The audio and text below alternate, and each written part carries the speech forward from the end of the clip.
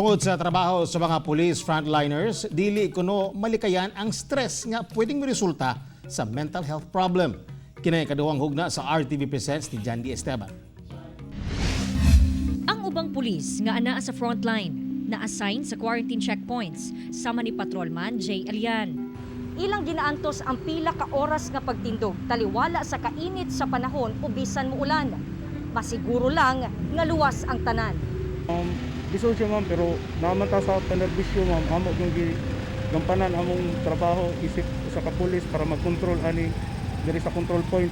Usahay magkulang sila sa personal protective equipment nga maoy panagang sa virus. Ilabi pa nga dili mahibalan kung ang ilang gina-inspect sa checkpoint carrier na sa virus o dili.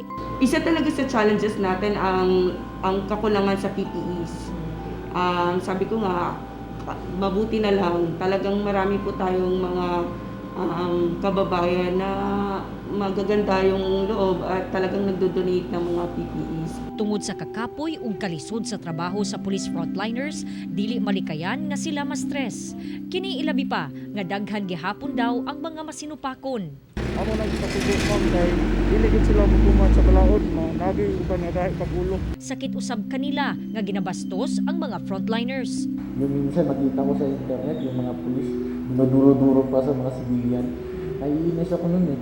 Sa mga tao na nandito sa mga frontliners na they do their best para maiwasan na kalat ng virus. But then, sa kanilang part, hindi nila kaya panindigan yun. Dapat meron silang, yung officers nila are ready to hear their problems or kung anumang concerns. And also kung merong nararamdaman na yung police, as much as possible, dapat pinapa-rest na muna yan.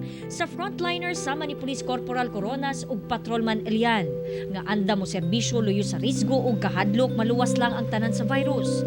Tuod man kamo bayani nga angay dalaygon, angay pasalamatan. Usa kada kong pagsaludo mga kapuso. Kauban si Mel Colmenares sa kamera. Ako si Jandy Esteban para sa One Mindanao.